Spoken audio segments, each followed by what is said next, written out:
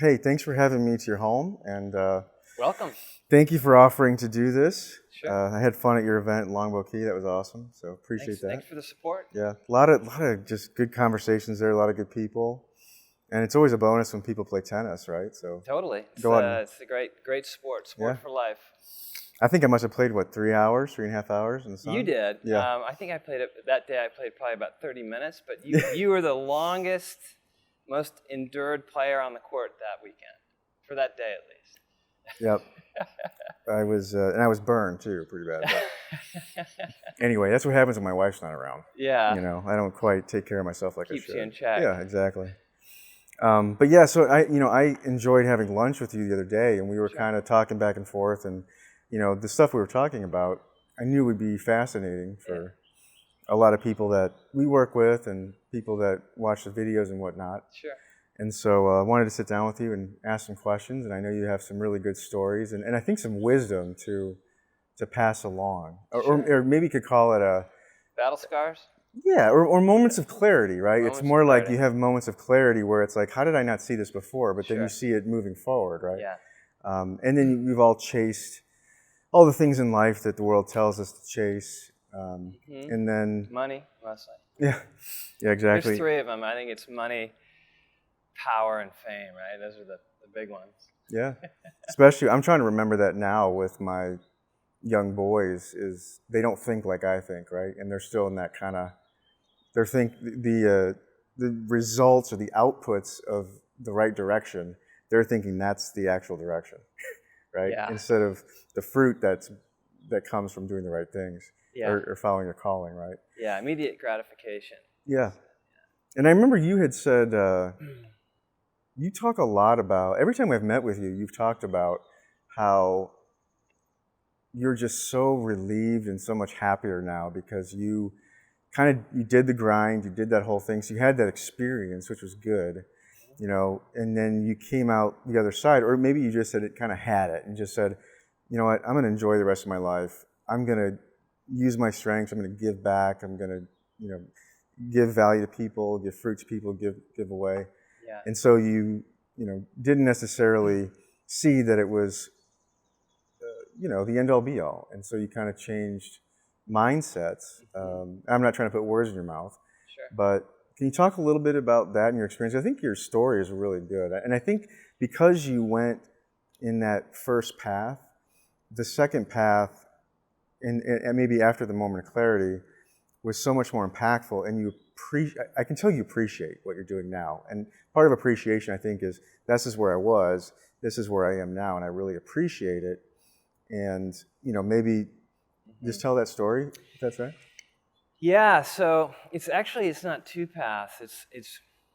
I mean, you could say it's two paths, but it's kind of like three paths in that I think, you have your childhood, right? And then you kind of have your young adult life, right? And then you have this next phase, which I'm on, which is kind of like the adult kid phase, right? Which is nothing more than being, who you are and originally were wired to be, right? Yeah, like that adult thing wasn't that fun. I'm going to go back to the kid thing. That's right. Yeah. And, I think everybody has their own path, right, in life. And mine, really, as I look back on it, centered around my, what I call learning difference, but most people call it dyslexia. Mm-hmm. And it's amazing, how that shaped. When did it start affecting you? When you were young? The beautiful thing about the dyslexia is when I was growing up, it went undiagnosed.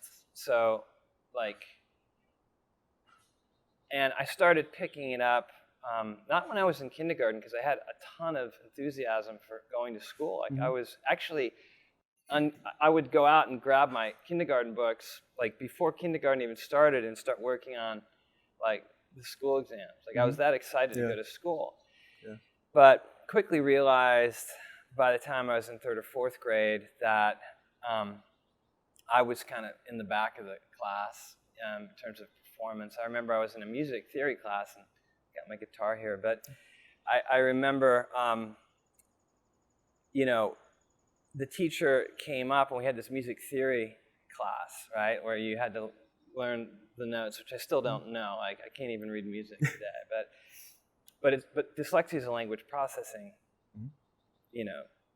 difference. And so I remember like we took this test and it was a theory test, and I remember the next day the teacher came back and said, I have an announcement, and the highest grade in the class was, and he announced my name, and I was like, wow. I was like, Cool. got up there, and then quickly realized that I had the lowest grade in the class. So, and all the kids kind of humored me, and that was kind of the beginning. And then I ended up. So you remember that? Oh, well, those are the things that really shape your personality. Yeah. Like, I ended up becoming a little shy. I think I still am a bit shy, and it left a question mark, right? Because I didn't feel like I was stupid. That's what they said. Like, he's either lazy or stupid, but or doesn't work hard, right? So that's kind of the that's patterns. That's pretty confusing. But I felt smart, but I just wasn't getting results. And I think by the time I got into fourth grade, they called my parents, and I had an emotional outburst at class, and because I was behind and I wasn't keeping up, and they just decided to put me back, basically. So that was another moment where, like, oh, okay, well, I'm not keeping up with my peers, so that's another, like, groove, like, in the record, you know? So, and that kind of progressed, but I was a good athlete, and then I was also I got attached to a guitar, like, in high school. I just picked up a guitar. A friend played guitar, and so I had those two outlets. And I was actually a very good runner. Like I ran a 4:30, I think, as a freshman, indoors. Wow. Yeah, and then which was pretty good back then. But that's tough because you're excelling at things that aren't necessarily like in the teachers and the parents and the spotlight and stuff. Yeah, right? and running is kind of a loner's sport. It's just you and the road. But it was an outlet for me, and I had success there. So I had confidence, right, in that sense. I didn't have. I see a lot of kids today that might have a learning difference, and they're lacking confidence because they have the dyslexia, but they don't have something to give them confidence. So they kind of drift, and they it's tough, and but today they flag it, like they flag your learning difference much earlier. Yeah, they're more sensitive to it, right? Because before they would just say, what? You're not trying, or you're not. I mean, that's really deflating. Yeah, and so I went down this path, and I grew up in Rye, New York, which is really one of those super affluent suburbs, right? So like every kid's parent, like their expectations were that they were going to go to the Ivy Leagues, right, and go get a job down in New York and work on Wall Street. Yep. So no pressure. So no pressure, and I clearly wasn't on that path, and I got in a band when I was in high school, and I was running, and my hair was long, and I was basically starting to slide out of high school, I was gigging a bit, and just was on a completely different path, and then one day, my guidance counselor said, listen, Rem, your son has no chance of getting into college unless he goes to some like a walk-on, equivalent of a walk-on, like he's got to walk onto a campus they have these programs, and I just remember they're registered with me, so that's an option, right? But my dad. Did you want to go to college? At that time, I didn't, but I felt the pressures, right, of conforming. Oh, yeah. Like they were all saying, "Hey, Rem, like, you're not really on the path, right? Okay." And I said, "Well, I know I'm not on the path. I'm on a different path." And how did you feel about that? Did that feel good to you, empowering, or did it feel? Well, I think there was a time at this point where like I realized like I would be letting my parents down. Like their expectations were for me to go to college. So fortunately, my dad said, hey, maybe you should go, or somebody suggested, hey, maybe you send your son to boarding school. It might give him a second chance, right? And I felt very fortunate. At the time, I was like, there's no way I'm going to go to boarding school. But I ended up going to some interviews, and the first couple of schools, it's like, there's no way I'm going here. And then I found another school, Blair Academy, and I met a history professor there named Marty Miller, he was the cross-country coach as well, so we had that in common. And he was just, he looked like Dr. Zhivago, and he was kind of like this liberal, Jewish, agnostic, good, super great guy, and I was just very fortunate to meet him. And I was like, okay, I'll go to Blair. And so I cut the hair and kind of transformed into this boarding school guy. And it was a new chance for me, and so I had to repeat again. So that's repeating twice. I had to repeat. Did you like that, or no? Did you feel like a new beginning? Or I felt like a new beginning, and grades were, I was past grades, so it was a new start. It wasn't it wasn't an academic thing, And so, long story short, I went to Blair and found my feet academically, and eventually played lacrosse there, and ended up getting into one college, and that was another experience. Like, everybody's getting the letters, the letters, and all my letters were like, no, because my SATs were pretty not good. My math wasn't bad, but my language processing on English, I mean, it's any foreign language or anything is just tricky. Oh, yeah. So, but... Okay, the SAT's got to be... like near impossible. Yeah. And that's another thing. Like, I took away anything that has a test attached to it. I'm immediately skeptical of it to this day. So this is another thing that's kind of grown out of my dyslexia, because it kind of boxes you into something. And long story short, I mean, I ended up going to Hartwick College for 2 years, and the boarding school prepped me for it. I got basically straight A's there.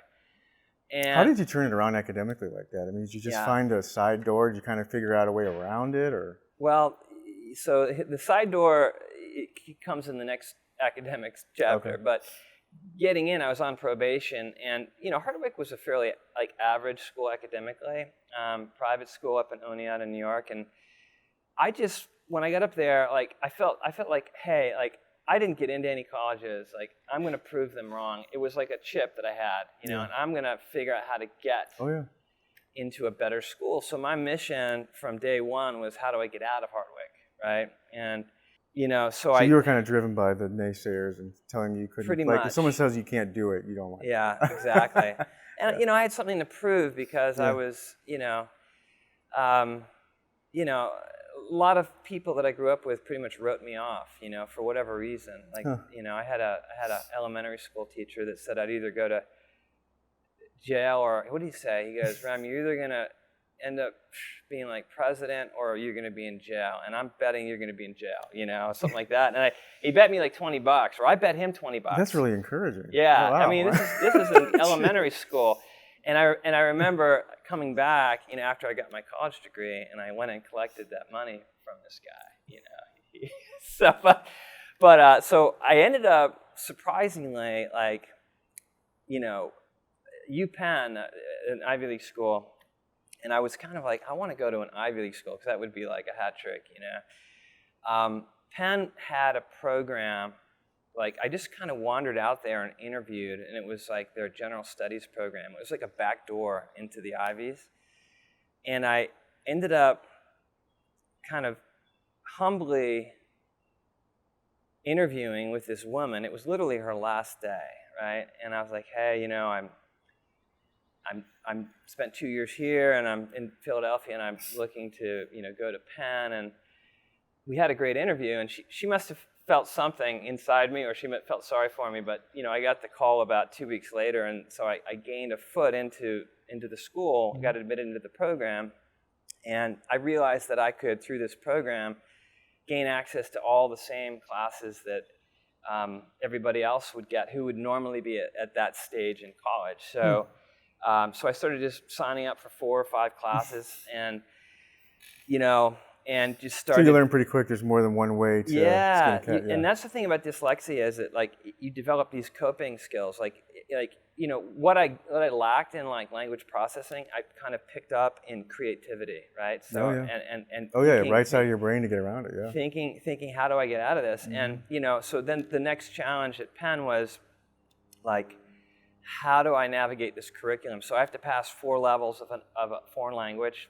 I've pretty much failed every foreign language I've ever taken, but you cannot graduate unless you have passed 4 levels of it. And then, like, you have to take a math class in the college, like calculus or something, and there was no way I was going to pass that. So I had to navigate. I can take linguistics instead of calculus, and then the exam, I actually hired like bootstrapping a business kind of thing. I hired a Cuban tutor, in my final semester because I was failing out of the upper level Spanish at Penn. Like, I was basically on a path not to graduate because I couldn't pass this foreign language class. So I hired a Cuban tutor, and I remember you can take a 4-part exam to get out of your language requirement. And I remember going into College Hall, and this is like it. This is all I need to get out of this place. And as I walk in, this kid, he looks just like me. I look him dead in the eye, and he's hysterically crying because the professor just failed him on the same exam that I was going to take. So I literally, I'm like, holy shit. So I walk in, and we sit down, and to my benefit, the professor's sitting there, and he's chasing me. I was like, no. He's like, Peter. He's trying to stop this kid, and then he walks in, and he's so downtrodden, and he puts his hands down like this, and he eventually, like 3 minutes later, he looks up, and he's like, okay. He's like, yes, he went through it, but it was like, ¿cuál es tu nombre? Mi nombre es Jorge. So he gave me all the layups, and I think, again, I was the beneficiary of this other kid's failure. Oh, he didn't want you to fail. Yeah. He didn't want to go through that. Yeah. Timing is everything, yeah. So I kind of bowled my way in and bowled my way out, but it was a great experience, and I got the degree from Penn, and I could fall back. So a teacher when you were younger told you you'd be in jail, and then you weren't that smart, and then you go to Penn. Yeah. So when I go back and see, not exactly what you would expect. I have a Penn degree, so I can hang that on my wall, and it's interesting because these people are like, these kids that I went to high school with, at public school in particular at Rye, like they just saw me with long hair, and I was gone. I disappeared. I was in a band, and then I disappeared. What happened to that guy? Oh, he graduated from Penn. Yeah. Of course he did. Yeah. So anyway, that was that. When was that? When were you at Penn? I was there. I graduated in '91. So, okay. But to answer your original question, like year. The path. So that was like the first path, and it was really like I was always a creative, like as a kid, like that was me. I remember when I was not just because of the dyslexia. I was wired like creative, and I was wired. I loved tennis, I just loved it, and I love athletics and sports and travel, but whatever, But that kid that was playing the guitar all the time, and looking for creative outlets to this whole equation, kind of got smushed, right? And so when I got the degree, I had to go. Now the next thing was, okay, now I'm going to really prove them wrong, prove them that I'm not this guy, and I'm going to go make a career here. Was it really you're trying to prove it to yourself, but also to kind of like using them as motivation? Yeah, I think it was a thing. Like, it's funny you say that because I never thought of it like that. Like that I was my motivations were not passion, like, or I didn't have the luxury of passion. I was like in a survival mode, like you know what I'm saying? Nobody really goes through this type of experience, like where you're just failing out twice in high school, in elementary school and in high school, and then trying to kind of nobody chooses that path intentionally, right? It's just I hope not. You go through it. Now there's good things that come out of it, right? But nobody chooses it. It's tough, and I see a lot of kids that are struggling. Like I have a son that has dyslexia, and it's another story. But so back to the path. So I ended up going immediately. I got to go to Wall Street. I've got to go figure out how to do that path. And I worked at a law firm briefly as a corporate paralegal, and I had an option to go into Sony Music and work there. But again, I just looked down on the opportunity. I was like, I'm not going to be like working for a label. Like it's just that's what everybody would expect me to be. Right. But in retrospect, I probably should. But you were more creative, right? You didn't want to just follow a path. Yeah. That was already kind of laid. Yeah. So anyway, then I packed up and realized that law wasn't for me, and I got out of New York, and headed south. I was looking for another new chapter, and wanted to get away from not necessarily New York City, because I didn't like New York, because I didn't want to move into New York. I could feel like it was either you move into New York and go down this path, or you find another path. And I really just, the idea of living in New York City just did nothing for me. So I packed up and decided to head south. I didn't have a plan. I just, actually, honestly, I stole, but I kind of picked up my old man's station wagon and threw a mattress in the back and some clothes. Is it like the old Chevy Chase one, like the wood on it? Or I remember those. It was worse, because I remember I went on a date and it had like this upholstery with this asbestos in the top. Oh God! And I remember on my first date, I literally had picked this girl up in this car, and the upholstery was ripping, and there was this cone of asbestos on my head as I'm talking to her. I didn't even know it. It was so bad. That date didn't go too far, but I came down here and I decided that I was gonna really just, there was a lot of stuff, immaturity. I think one of the things, I was pretty immature, from a personal development standpoint. Again, and I attribute this to my dyslexia, because I was shy, and I just, so. How did you see your dyslexia? Did you see it as how did you look at it? What was it to you? It was a black box in my brain that I just didn't understand, and I knew I was smart, but I just could not figure it out. And, so anyway, long story short, I got my feet here in Atlanta, and I met a guy on the tennis court who played tennis, and the internet was coming online, and I was I had an entrepreneurial, my dad was an entrepreneur, I call him a lifestyle entrepreneur, and we're very similar now in terms of how I've architected my life. But, we just went in and set up a tech business, and I knew nothing about tech, and he was actually a pretty smart guy. That was a telecom business? Yeah, telecom and IT, outsourcing, and we did that, but I wasn't passionate about that business, and but why do you think you went into it? I think the internet drew me in. I think every young man wants to, chase his fortune. My son Remy, what do you want to do? Well, you saw it was the future. Most entrepreneurs can see what's coming. Yeah. But I was going with the flow. I think my whole life, I was thrown out into the current, right? A lot of kids, in high school, they have a path and a direction and a plan. Me, I could never really do that. I was struggling so much trying to just tread water, that it was easier for me just to go with the flow. And I found that in my life, I was more interested in flowing, right, than achieving, right? So that means okay, well, we can put this together, but I'm not going after a goal, but it feels kind of good, and this guy's there, but I'll go with it, And that's how I got into this business, because it wasn't the way it should have been. It was hey, Ram, okay, who are you? What are your strengths? What are you truly passionate about? I was not at that point. Yeah. Well, that takes a long time to realize that stuff. But yeah.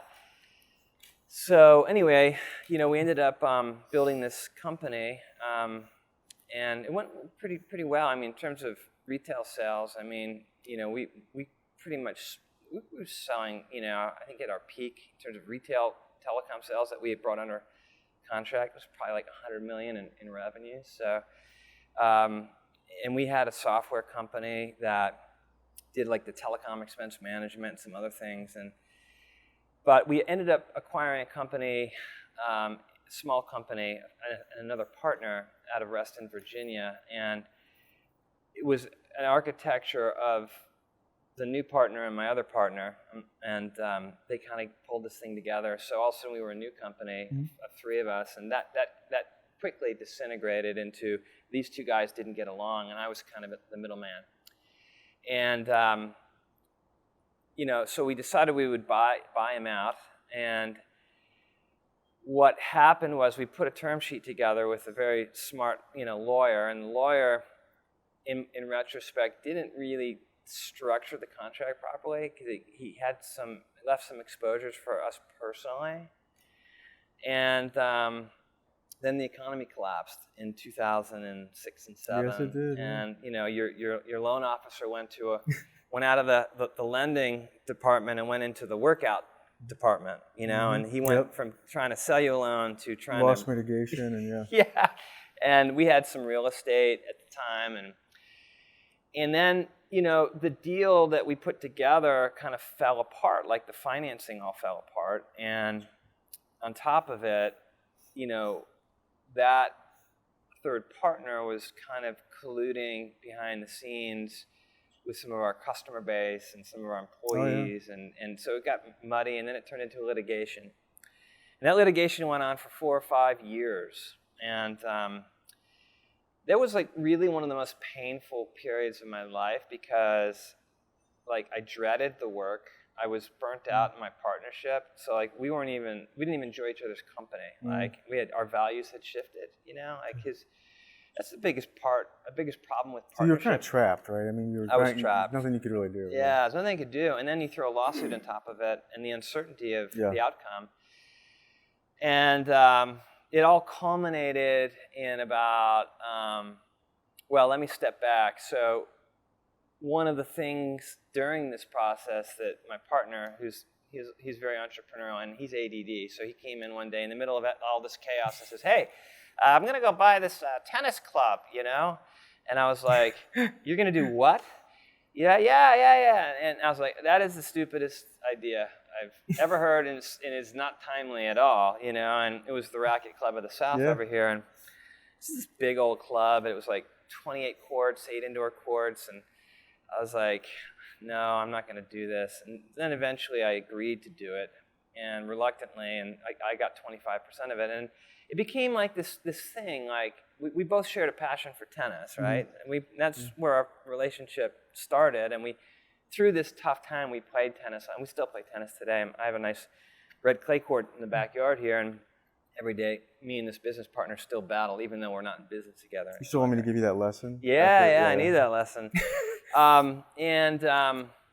So we ended up doing that deal in the midst of all this, and it turned out to be like so much fun. Like it was an outlet for me, and I discovered that I really enjoyed events and sports, like in tennis.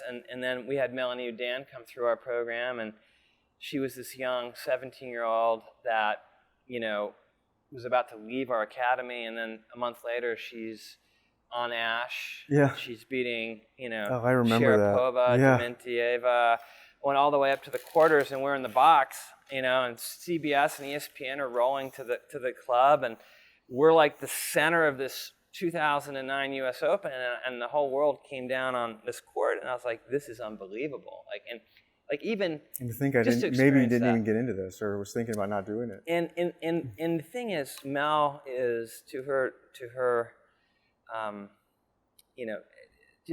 she was not a very tall player. And somebody asked me before the Open, like, should we keep her or not? In the back of my mind, I was like, there's no way that she's going to be able to make it on the tour. And when she did that, like, it really changed my life because, one, I went from being a skeptic to actually believing that anything is possible, right? Because if Mel can achieve this, at 17 with her height and her goods on the court, I mean, you should be more open-minded to what you can achieve, right, individually. But to that point, you had achieved some things, but maybe you didn't realize it, or maybe... No, I mean, I think, again, that's another discussion point, and I think maybe we can parking lot that. But I think my eyes opened up that, hey, like this is way cooler than what I was doing. Yeah. And so just being a part of that experience, and then I remember, so basically what happened then was like, this was probably one of the toughest days. Like, so I got a call, like, from my mother, and I pick up the phone and I hear it whimpering, and like, she's obviously distraught. So my immediate thought is, okay, my dad is passed. Yeah. She can't tell me this, And then all of a sudden, like 30 seconds later, my dad gets on the phone. So that's okay. He's not dead. Okay. So Rem, there's a serious matter. Your mom has stage 4 cancer, and she's like 13 or 14 years younger than my dad, and they had the plan, like, Totally you know, unexpected, yeah, totally unexpected, and you need to come down. And so I came down, and it was tough, you know, when I got there. And then to make matters worse, you know, I got a call like the day after I got there from our lawyer saying that we had lost the lawsuit, and all of a sudden I had a, you know, multi-million-dollar judgment against me, personally. Personally. So that was a day where you just take a deep breath and you're like, okay. Like any other day, this might be the worst news I got, but yeah. And I knew that, you know, the one of Jeez. the beauties to my personality is, like, I might be emotional, like, when we're kind of in, you know, in normal weather, but like when the hurricane is literally like just hitting like taking the house down, for some reason I find calm, you know what I mean? And in that calm, you know, I realized there was an opportunity to re-architect my life, you know, as painful as it was going to be. Is that because you learned to shine when things got tough and that you were back into a corner, or you were used to that? I think, and I'm being honest, I think it comes back to my faith in God. I think because I've been in these zones, not to that extent, but I just find calm, like, in my faith in God. Like, that's honestly the truth of it. I just find, like, it's like the eye of the hurricane, and you know. So and I didn't. So when you're in danger and in stress, you say you get more clarity. Yeah, Like I do. It has to be spirituality. really crappy though, and Yeah. from a spiritual standpoint, like, I wasn't where I am today in terms of my faith. Like, back then, it was I wouldn't have called it God. Mm-hmm. You know, now that I'm looking back on it, that's kind of where I was at. But so fast forward, you know, we ended up selling the racket club to Lifetime Fitness, which was great timing because we used that money to pay the judgment. So we got out of jail, right? And things kind of settled around the business, and I ended up working out, you know, an arrangement to sell my interest in the tech company, you know, to my partners, because I was like, I just think I need to get out of here. But So yeah, it was like, let's blow it up and let's get the money in, send the money out. Where are we? yeah, New beginning. Yeah. and the business is still running today. I mean, it's doing well, and I just lost my passion. But at that time, like, I had to decide what I was going to do, and that's kind of like the next chapter. So, like, I would say, you know, just to regroup. So I was myself, right? You know, I was this kid, this creative kid. It like had long hair and like music and like tennis and did these things. And then he kind of got squeezed into this path that was like not me, and I chased it. And then I had this moment, this defining moment, where I really asked myself, like, when was I happy, right? Like, when was I truly happy? It was such a simple question, you know, because I was miserable for the last 2 years. Miserable. And why? Right. And I had a vision of being at the Colony Beach and Tennis Resort, 1978, and I've got this picture on my wall. It's a picture of me and Nick Bollettieri and like 8 other kids. And this is where Nick had just started his academy. It was like ground zero for IMG Academy, and I was there. I happened to be there. My dad loved tennis, and he had a place at the Colony was really famous, yeah. And I looked back and I said, that's when I was happy. So I decided to start this business, Premier Live, and because you decided you were just going to do something that made you happy and let the chips there was no follow. business plan. The plan, the mission, it was more of a mission. It was like, get back to 1978. That was my mission statement. Like, get back to that moment. Get back to when I was a kid, right? When everything was like, and I think, like, in terms of kids today and parents, like, a kid knows what their passions are and who they are. Yeah. They don't know it, but they are who they are. You bottle that kid up before he hits puberty, that's who you are. Yeah. And then you get hijacked. Like, society, peers, teachers, careers, money, power, fame, it all grabs and rips that, tugs it, you know? Yep. And then you come back and you have this moment where you realize, or you have the courage to say, hey, like, who am I, right? And do you have the courage to be yourself? Like your true self. Do you have the courage to just to be you? Right? Like, and that was what I did, is I just went out and just restarted. And then, to tie this back a little bit more, I discovered that I was dyslexic probably about 3 to 4 years before that all this happened. I was reading a book. Wait, so you went all the way through college and stuff and not really knowing? I didn't know I was dyslexic Oh, wow. until I was 40 years old. And it's amazing. I see people today, and I talk to them, and they don't even know they're dyslexic, and I know they're dyslexic, and they're my age. It's all around. But when I was 40, like, another problem that I had as a creative, and again, like, what manifested itself through my dyslexia was this anger, right? What got replaced with like academic success or confidence was like these volcanic bursts of emotion and anger. And it started when I was young, like in 4th grade when I got held back. Right. I had an emotional outlet, and that became like periodic. And I'd have this temper because people would meet me and they'd be like, "Ram, you're so laid back," but they didn't realize I had this volcanic side to my personality, and that was like bottled up dyslexia. Sure. And on top of it, like, I found that I was always trying to get into another business because my creativity was pulling me, like, oh, that's such a cool idea. So I was getting pulled. And I stumbled into this book about this guy, Richard Branson. And I was like, how does this guy have 400 businesses, I mean, this is, whatever he's doing, like, I need to understand that, If he has 400 business and he's monetizing, then I've got to figure that out. So I picked up his book, Screw It, Let's Do It, and I was just reading through the chapters, and I got into the chapter where he went through school. And I was like, oh my God, like, he went through the same thing that I went through, and he said he was dyslexic. It's crazy. And then he dropped out of school, and I almost dropped out of school. I almost dropped out of college too, but that's another story. And I was like, once I said, wait, I'm dyslexic.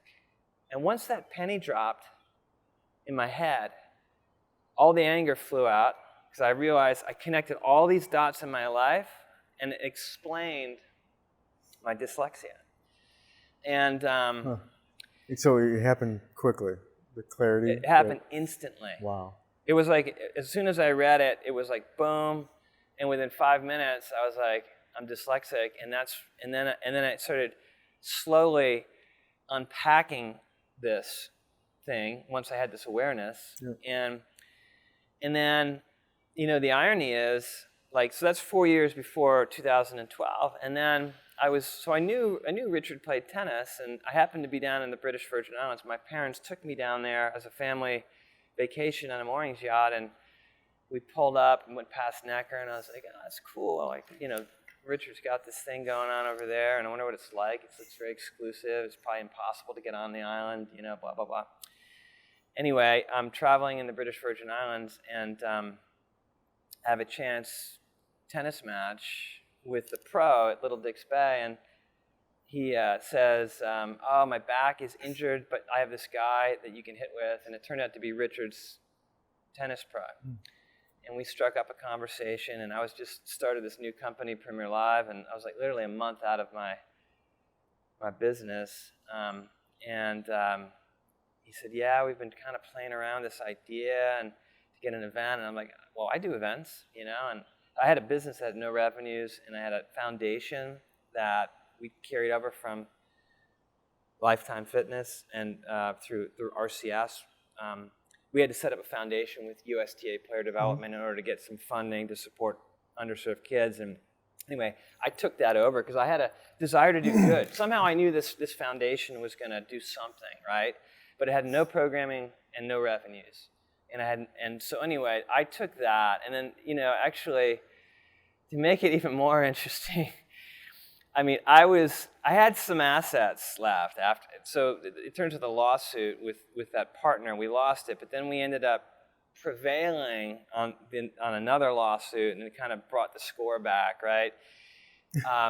because we couldn't admit certain evidence into the courts that was like saying like everything that this guy was doing to us, behind the scenes. And then when it finally got admitted, we got a reversed opinion. But by that point, like so much damage was done. But I had literally liquid. I was $100,000, and I owed it to the IRS at the time. Like I had assets, but in terms of cash, it was like this was the low point. And it's not the best person to owe money to. Yeah, and we just settled. We just took the proceeds from the and you can't really I couldn't borrow against it. It was like in commercial real estate. We're still like working out stuff, and I had equity in the business, but you can't go sell the business again. It's like it's just, we're kind of stuck. We had a nice business; it was keeping us going, but there was no money to play with, and so anyway, we ended up hatching this idea for the Necker Cup, and we flew down a month later and presented. So that was your idea? It was technically it was technically the idea was Mike Richards' idea, because it wasn't Richard Branson's idea. It wasn't Richard's idea, but the idea for the Necker Cup and just like why'd you call it the Necker Cup? I'm just curious. Well, I don't know, because it's Necker Island, and and Necker has this kind of unique. Can you edit that part out? That was really dumb. You said it nice. How's your battery? Okay. She's like, I'm leaving the whole thing in. Yeah, so we flew down, and I put the presentation together, and I decided to call it the Necker Cup because I thought, like, well, that's what we got to call it. And we pitched Richard. I brought Trevor Short, who came on at Lifetime as our general manager, and he had some events background, and two of us together were, he came in on Premiere Live with me, and we pitched him, and he said, okay, the island's $300,000, and I won't charge you my fee or whatever. It was our event, right? And he would support it, but he wouldn't promote it because he didn't know we had no track record. He didn't know who we were. And we were trying to run it through his foundation. He was very open-minded in that he was willing to, I think he wanted to have a tennis event. Like he liked the idea. Yeah. He just didn't know if it was going to work. And I think he would have lent us money, or he might have, but he structured it like a normal engagement. And so I had to basically come up with the money for the down payment. And so we had basically a year we had less than a year to put this event together. And so it's kind of go big or go home, right? Yeah, it was. I figure we have a 1 in a million chance, of maybe it's less, maybe it's God's hand and it was fate. But the fact that I was working with Richard, he was dyslexic. He was his story kind of was part of my story, and just the fact that I was in this period to work with him, I was like, I just pushed it in. I said, let's do this, and it was a leap of faith. And I remember when we went to the U.S. Open, we had Lifetime put in $100,000, so we were selling these spots for $100,000. Economy was still reeling, right? And I went to Nick Bollettieri. This is funny, and I said, hey Nick, he's like, have you met Nick? Mm-hmm. He's like, hey, yeah, oh yeah. It's like he's very much full of himself, and he's like, oh yeah, what do you want from me? This. I said, hey Nick, I got this idea. It's called the Necker Cup. It's like with Sir Richard Branson. He's like, oh yeah. It's like, who's playing in it? And I'm like, well, we're working on that. And it's like, and he's like, well, but Richard's in it, and it's like, how much are you charging? It's like, we're charging $100,000 for the week. He's like, he was like a deer in headlights. He's like, that's funny. It ain't gonna work. It ain't gonna work. I remember him saying, it ain't gonna work, as he was walking away. And I'm like, oh shit, Nick said it's not gonna work, and here we are. We're like, so long story short, he knows a lot about this stuff. He does, and we had the Bryans kind of on board, but we still had, I think, 12 AM spots to sell. So we had sold one. I sold one to Lifetime. We had 11 left. And then Trevor. It's not exactly a price point. That's an easy sell. Yeah, $100,000 for the week.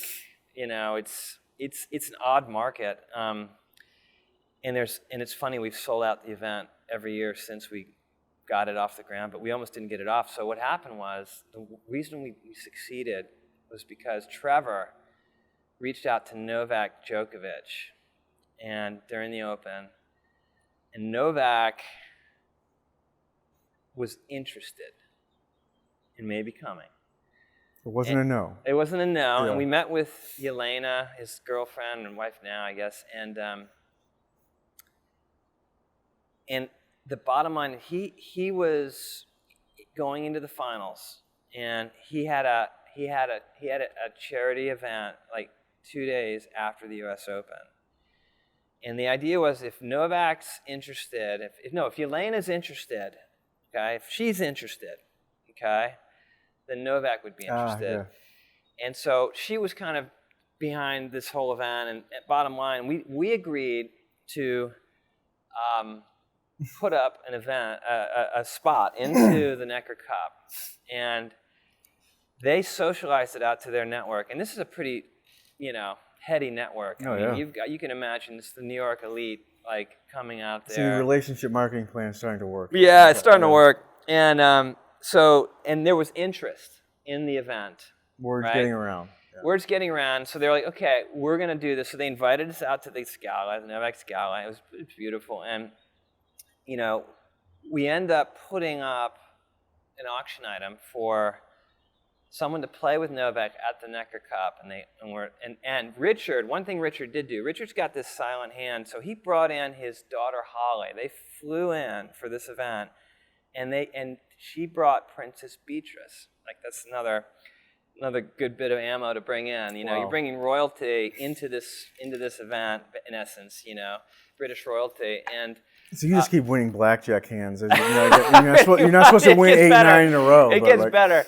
So all of a sudden they start the auctioning, and it gets up to like $180,000, and we sell it for $180,000, and we're like, wow, okay, Novak's in. And then he looks over and he goes, no. Then John McEnroe, who's in the audience, stands up and says, I'm auctioning myself. And we tried to get him to go to this event like a month earlier. He didn't want anything to do with it. He's like, I'm going to auction myself. So he didn't even ask our permission. He just auctioned himself, sold it for $160,000. Oh my gosh! And then they asked, can we do one more? And we had 11, so we were like, okay, do one more. So we sold one with Richard. So we sold 3 spots to play in the Necker Cup with Richard, John McEnroe, and Novak Djokovic. And once that was done, we got the event up, and it broke even, like from a for-profit standpoint. But we didn't lose, and the event was a success. And then we ended up raising, I think about $600,000 for the charity. So that was a win. So all of a sudden I had a vehicle for funding this foundation, and I had a business that I could fund this lifestyle. Oh, you had something worth money. Yeah, so it was all a leap of faith. And that really empowered me, that success, and then having pulled that off with Richard, and, gave me a lot of confidence in figuring out how to re-architect this crazy life that I've been leading for the last 10 years, which is now we're on our 10th Necker Cup, and I've met so many people, the list goes on and on, from musicians to athletes to business people to criminals. The whole spectrum's in there, and it's been life-changing in a positive way. But it's a brand now.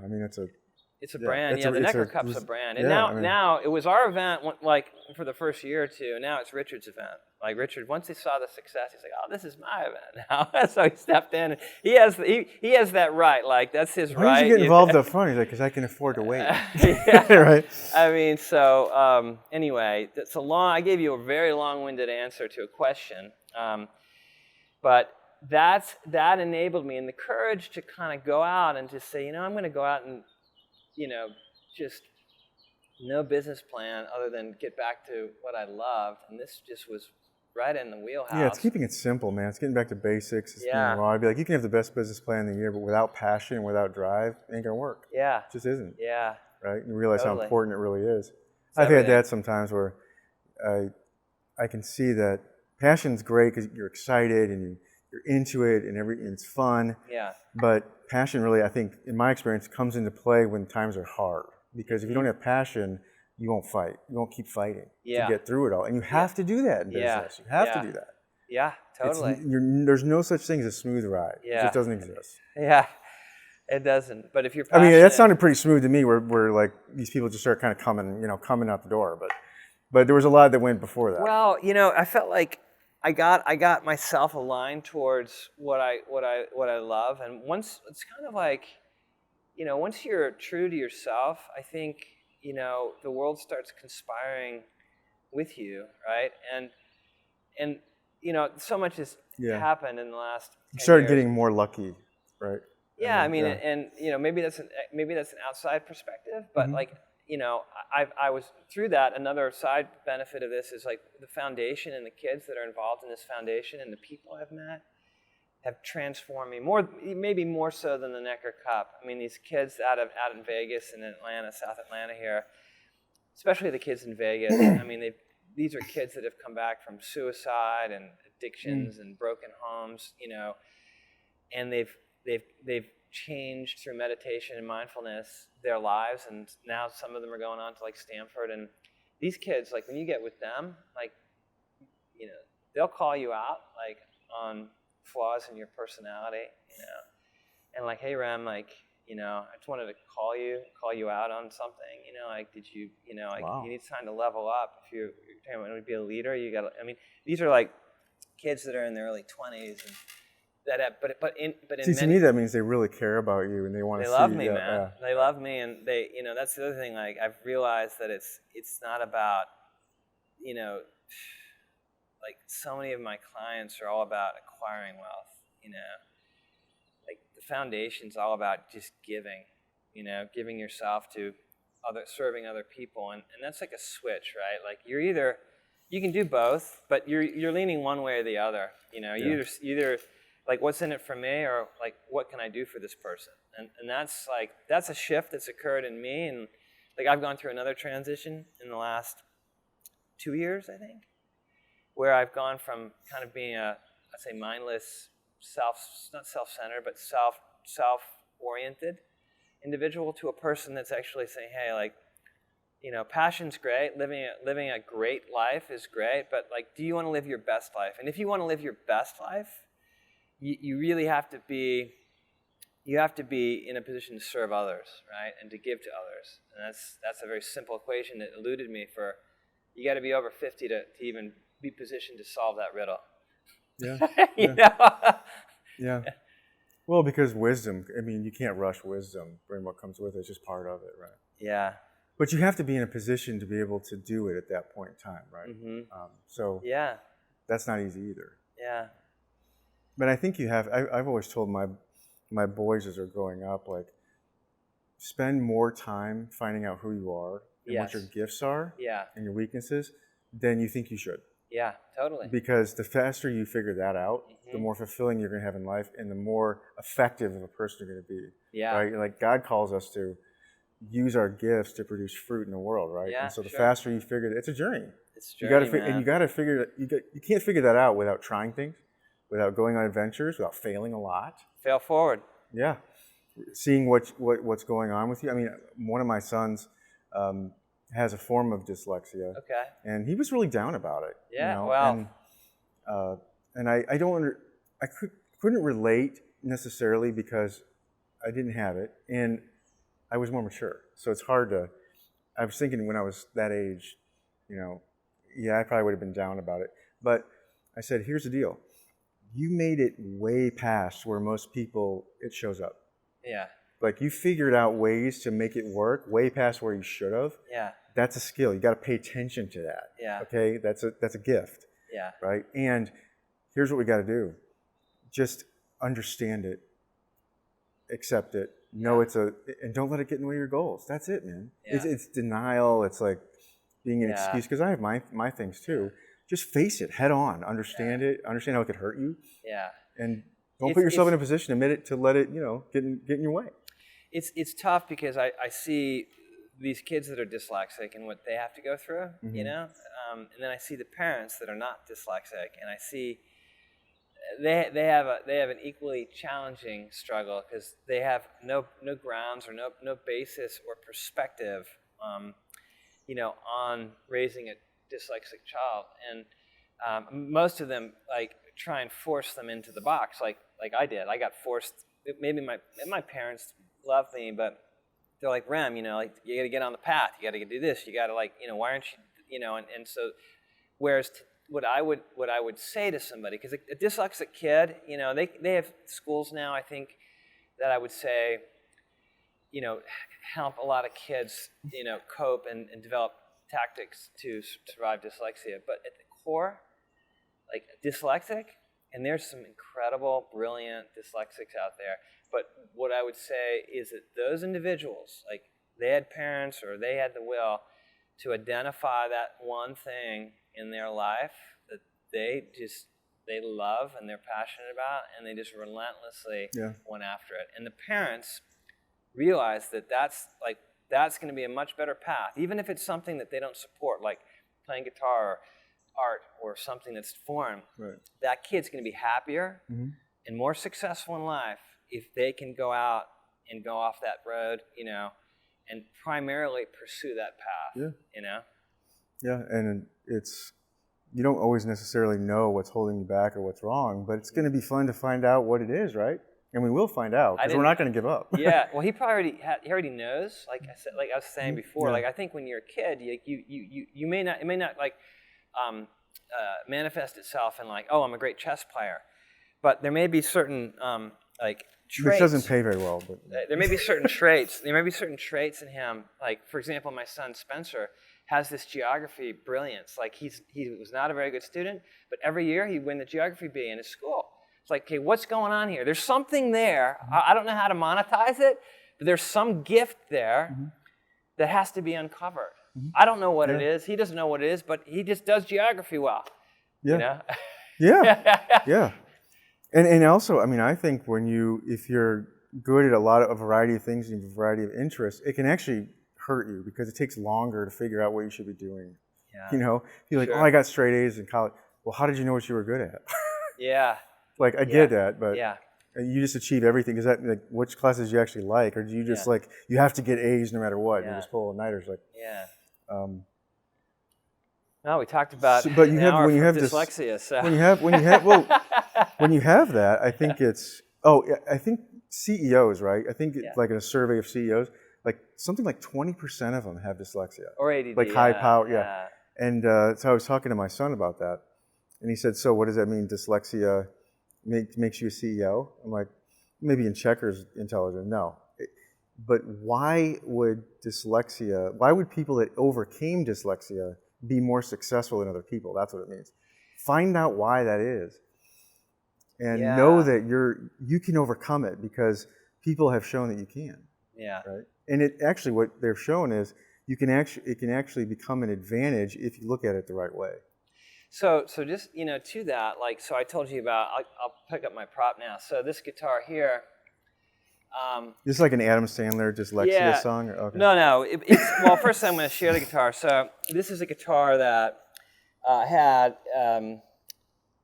brought to the Necker Cup. So I have Jewel here, Sean Paul, Sam Branson, Richard Branson, Gavin Rossdale, and then my friend Crazy Joe, who's not a very good musician, said he wanted to sign it, and so he signed it there. Cool. But I guess what the point I was going to say is that, like, so when I took that class, that music theory class, right, as a dyslexic, and went in and failed it, right, in front of the class, like,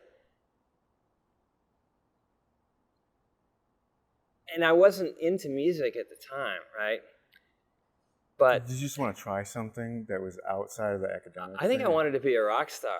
That's what the attraction was. Oh, yeah, the guitar looked so cool, and like I've got nothing going on in my life. That was like what the motivation was. Well, back in the 80s, that's.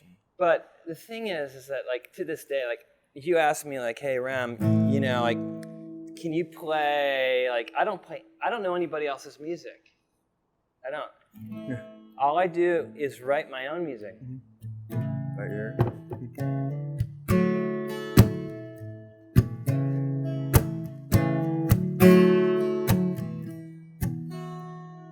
Like I'm just making this up right now. I can do. So anyway, I've kind of written a whole set of songs like that are just my own music, and it's all I know how to do is write my own music, right, and my own songs, but like that is it's such a contrast to like failing out of music theory class. And so that's the thing about dyslexia is like, wow, okay, so there even if you fail music, you can still be creative and create stuff, right? You know, without music theory. And that's kind of like dyslexia in a nutshell. It's like finding that little oyster, you know, that kind of, and you may have to navigate, cope around things, you know. So yeah, and if you love something, I think it's easy to get discouraged where you try something, but it's in the wrong area or it's in the wrong arena. Like if Tom Brady got drafted by the Cleveland Browns, who knows what would have happened, right? yeah, We don't really know. He yeah, wasn't a starter to start off. You just don't So know. he got in the right place. But it's like music theory, but like playing music. I had friends like that they couldn't read music or whatever, but man, they could play. They could just they could hear it, and the dyslexia didn't affect them. It was like, man, that is really good. Like I don't even understand how your mind works. Like that's such an intelligence I can't get, but beautiful. So so I love now this new path that I'm on is just like I'm kind of going with COVID, and it's been another reset. Like last time it was the financial crisis, now it's COVID. So like my events business obviously got smoked, but it was good timing because it gave me a chance to kind of re-architect again, and and I feel like now I'm really even positioning myself to go to that next level personally, like in terms of like I've really transformed my lifestyle, like from a food and health and alcohol and just fitness and just everything. I'm just really working on getting in the zone. That's awesome. Yeah. So you're very driven by trying to become that best my best self. Yeah. See what you can do. Our new company motto, like it's not really new because like it's always been be your passion, but like so our mission statement now is to help other people, find and live their passion and live their best lives. So it's pretty simple. Like, what do you do? Are you passionate about what you do, and are you living your best life? I mean, I could talk for hours just on those 2 or 3 questions. We can talk about a gazillion things around that topic. And as I engage people in sales conversations, about their lives, I'm like, okay, I know you love golf or tennis or music, but what are you working on? Or, I'm trying to lose weight, or I'm trying to figure out how to de-stress and learn how to meditate, or, there's just so many paths for this conversation. And that's where I feel like I want to play, and I do it. My creativity is like how I can give back things, whether it's a photograph, like share a moment, like with a client, or share a song, or share a piece of apparel. Like now I'm designing apparel, and it's another creative outlet, and like the prints and the story behind the apparel.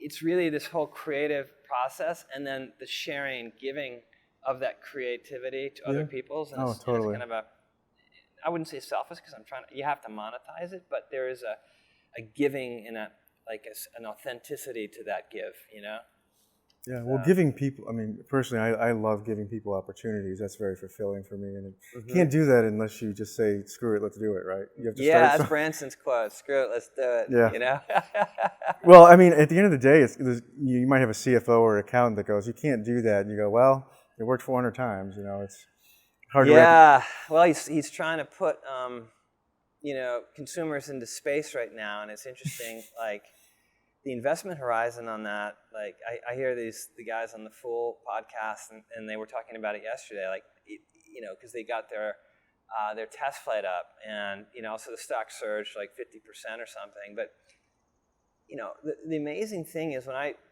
met Richard, well, I was already down the road with him, but I remember talking with him about Galactic, and in my back of my mind, kind of like Mel, I was like, there's just no way this thing's gonna go, right? Like, how are we gonna do that? But when you talk to him, like, it was as if it was already done.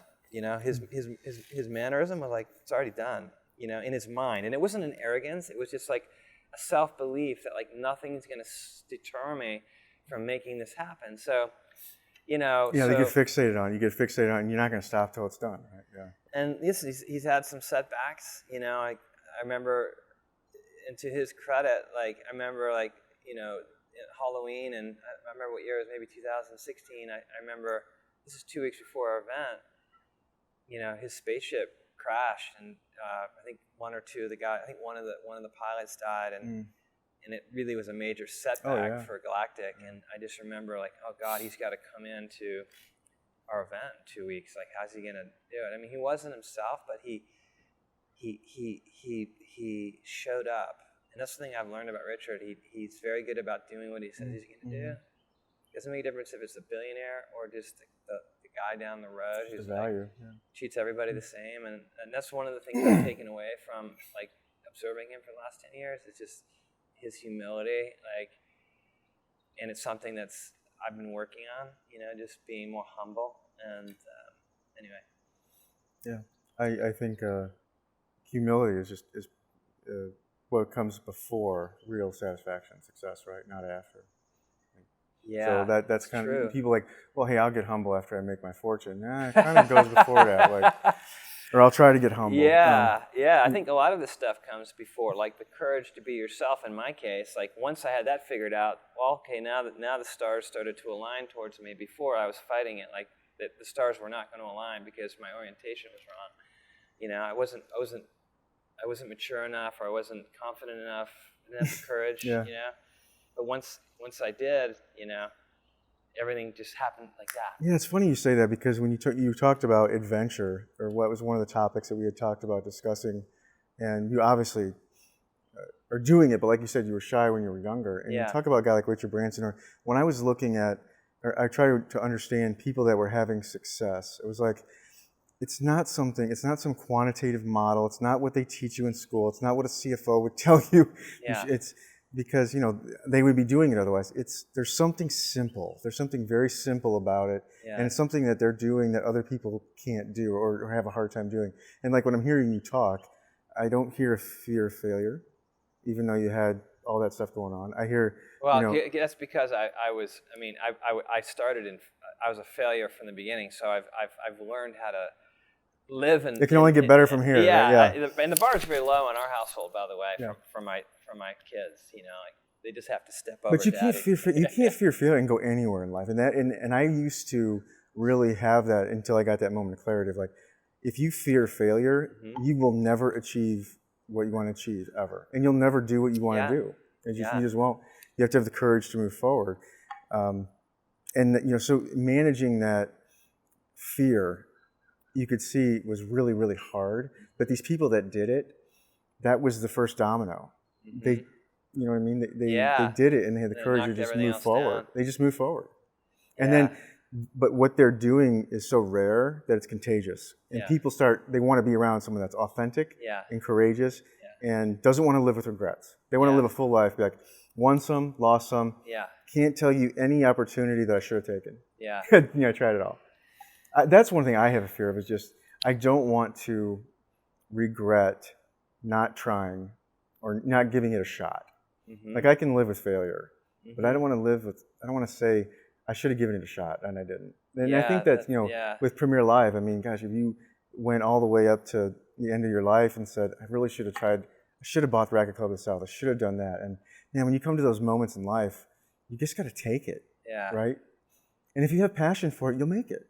Yeah, no, I think so. And back to your point about fear, I think COVID really served as a platform for people that, when COVID hit, we pivoted pretty quickly. Like, we set up another tech initiative called FanJolt that we immediately went out and raised a couple $1 million for this venture that Trevor's driving right now, and then I started the apparel business. But the point is, like, I could have just been like, oh my God, Premier Live is done. Like, I'm in the live events business, and this is probably the worst business to be in during the pandemic. How many times can this happen to me?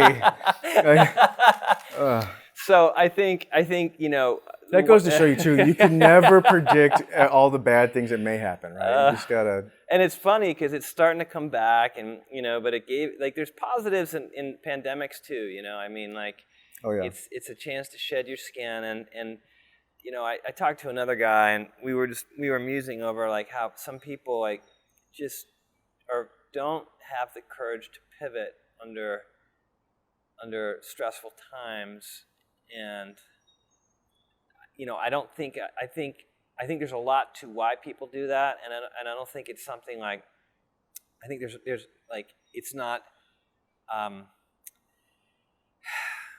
I think all people's backgrounds kind of bring them to different stages in their life, so it's harder for other people. For me, because of my dyslexia, it was easy, right? But for other people, because maybe they were so perfect for so long that now they don't know how to deal with complete chaos in their life. Yeah. You know what I mean?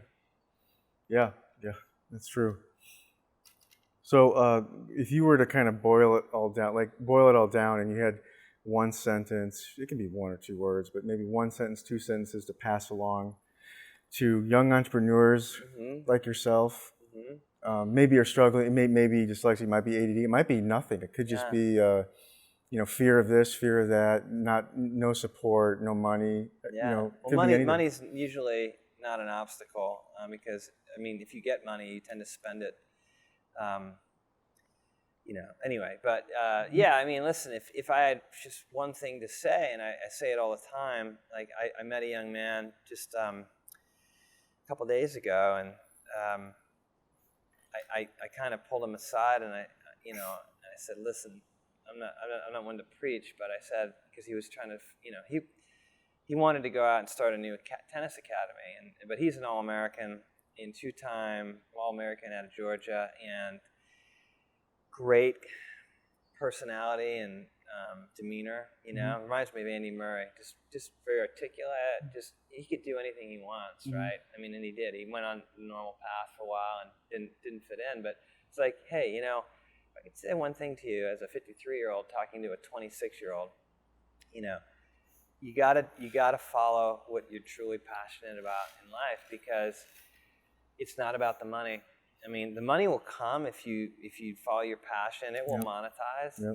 But if you don't follow your passion, you're gonna end up, you're going off the path, and eventually you're gonna have to either redirect to get back on the path, or you'll never get back on the path and you'll be miserable, or you'll have some things that you like you said, like you didn't do it, or you didn't try it, or you didn't, you have regrets. If you're following your passion, you tend to not have any regrets, because you wake up I woke up I went to bed at 3:30, and this is on Sunday night, and I'm like, no, I woke up at 3:30, and but before I went to bed, I was like, I don't want to go to bed, because I'm so looking forward to tomorrow, to work tomorrow and do what I love, and I'm just starting a new business, that I went to bed reluctantly, and then I got up at 3:30, and I went right to work, and that's rare for me. Usually I get up around 6:30, but like that, that's awesome. If you could have that like in your career, where it's like it's not work. That's a gift. Yeah, that's what my wife sometimes. When I get up at 4:30 to work or 5:30, I'm worried about you. I'm like, don't be. It means I'm engaged.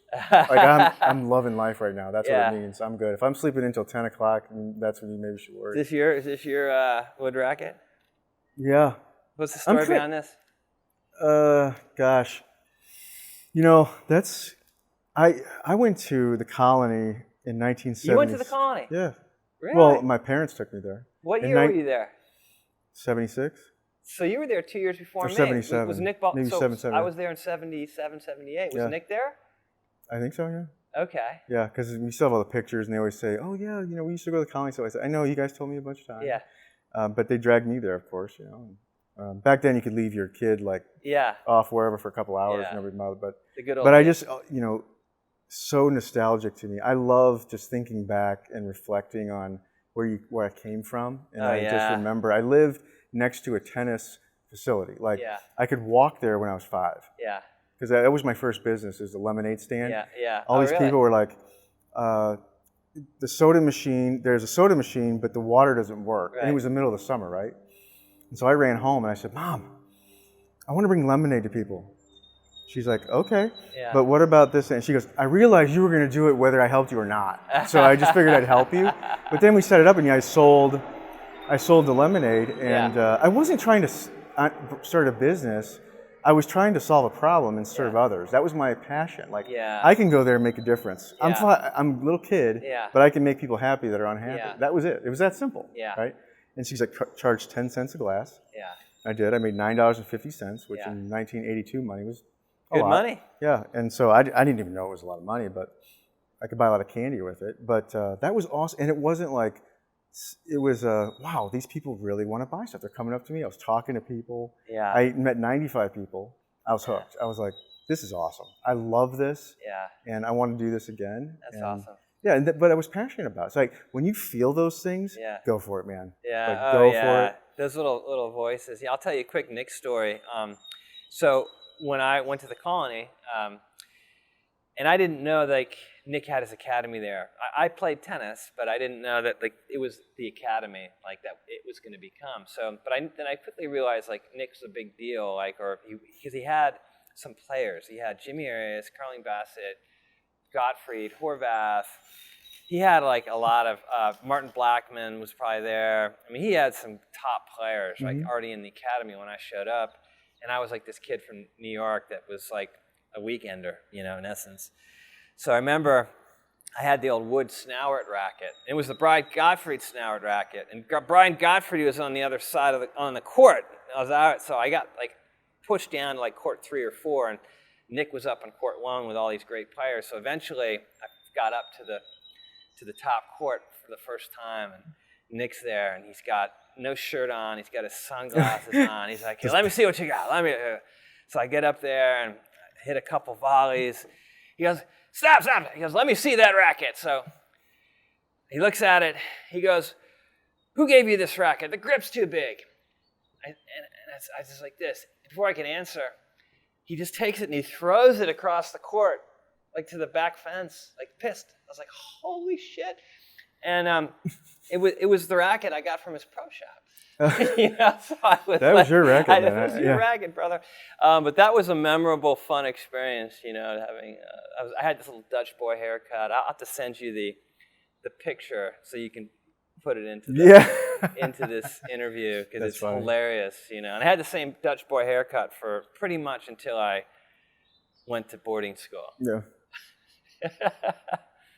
I think we all, I had some things too. We all experimented a little bit. I'm just glad I didn't get any tattoos. Oh, there you go. Yeah, the tattoo. Because I thought about that a few times. But anyway, I remember those rackets all over the place. I played with one growing up, and when I did a wood racket tournament a couple of years ago. Yeah. And I could play with it. And you're like, how do you know how to do it? Like, I kind of grew up playing with this. Like, it kind of Jack feels... Kramer, man. The Dunlop Max Ply. Let's see what else was big. The T2000. That was kind of next gen, because that was the Connors racket. The Donnet. The Fisher rackets. I think the Prince Pro was the first one I got. Yeah, after that. Remember that? They really transformed the market. It's funny, that brand is lost its mojo now, but they were revolutionary. I remember they had that big, oversized kind of like wood, the Woody they called it, the Prince Woody. Oh gosh, yeah.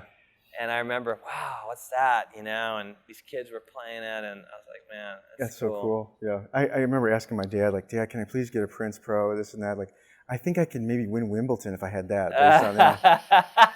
I was like, well, a racket's not going to make a player, you know. I said, oh, okay. So I kept working at it. I got a funny story. I got another quick story for you. It's a funny one about Wimbledon.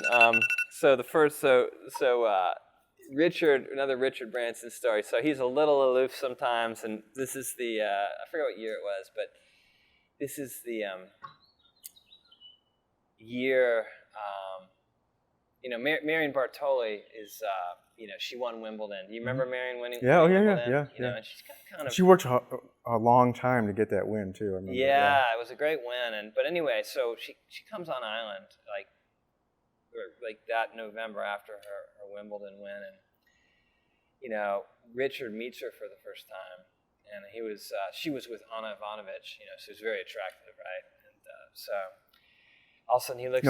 He goes over, looks at Marianne, and you know, because Marianne's kind of a biggish girl, like on the tour, like, you know, and an unusual body, does not look like a tennis player at all. And so Richard kind of was very quiet. He's like, he looks at her in his eyes, and so do you play tennis?